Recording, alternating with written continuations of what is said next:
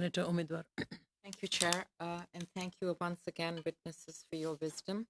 I have particular questions for each of you, and I would appreciate it if you could keep your answers short, so hopefully I can get through them.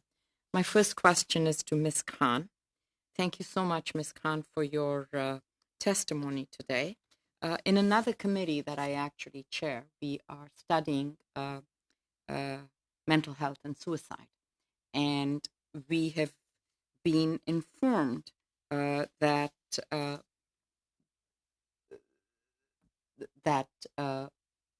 certain communities, ethnic communities, religious communities, face particular mental health challenges, and you spoke about them and suicidation as well.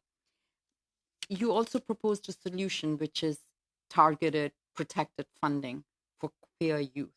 Could you go beyond that and talk about what supports are needed to protect and to support young people, in particular gay, lesbian, transgendered young people who are Muslims, from the mental health stresses of Islamophobia?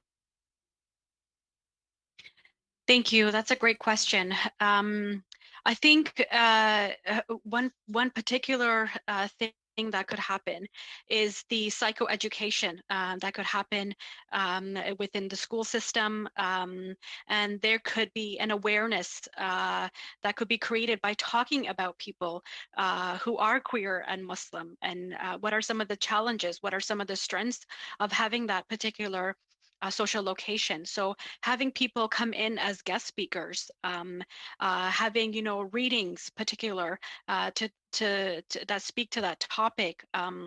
Will be very helpful. And I think a normalization of some issues around mental health and coming out and all of these things are very important, because in my many conversations as a peer support worker with young people as well as adults who are identified as queer Muslims, is that the constant having to explain about, that there's different kinds of Islams, and that there's different kinds of queerness. There's not just one way of being queer, not one way of being Muslim. So I think that awareness that can be created by inviting guest speakers in, by having material, by having articles, and so I'll stop there for now. Thank you. Ms. Jafri, I want to query you about biases systemic. And we all know the facts, but briefly let me repeat what I kind of find stunning, that a 2015 study found that despite being more likely to hold a university degree than the general population, Canadian Muslims, and especially Canadian Muslim women wearing hijabs, again, experience higher rates of unemployment and underemployment.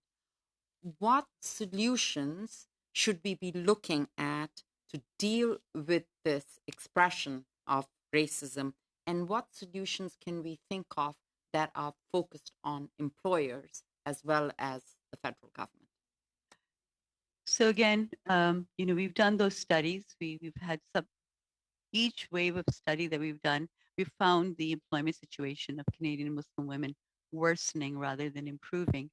And those wearing hijab are subject to more discrimination than others. So some of the solutions that we have proposed is education for employers. And when I know we don't have provincial employment equity legislation, but we do have federal employment equity legislation. And within the designated groups, I would say expand the number of designated groups to include religious minorities. And then, I will say, being able to do an intersectional analysis to see where Muslim women are currently situated in the federal public service or federally regulated employers, and when employers are conducting their employment systems reviews, for them to look at what the barriers are that are being identified specifically for Canadian Muslim women. Beyond that, I think all employers, just like right now, most employers, whether it's in provincially regulated or federally regulated, are receiving some kind of diversity training. They should be receiving anti-Islamophobia training, anti-Semitism, racism, anti-Semitism, and anti-racism and anti-Black racism education and training. but it has to go beyond that, where managers and leaders are held accountable, not only for the representation of diversity in their workforce, but where people are located and situated in the hierarchies within their organizations. I think we start to do some of that, then it falls by the wayside, and people are really not held accountable to those results. There are many, many other solutions we could propose, but I know we're running out of time. So thank you for asking that question. Madam Chair, do I have a minute or Uh, less? yes, literally a minute. Okay. This question is for Professor Lakhani. Professor Lakhani, I don't think anyone can argue with your recommendations, your solutions that it is knowledge, humility, empathy that will close this wicked gap. And I can't disagree with you that a harmonizing position versus a particular, taking a more particular position is likely better in the long run. However, we are legislators here, and I don't believe we can legislate humility and empathy, even though those must be generated. Can you give shape to that particular solution of yours as to how you think the federal government in particular should generate humility and empathy? By being leaders and advocating that, firstly. Secondly, by allowing greater Muslim representation in curriculum building.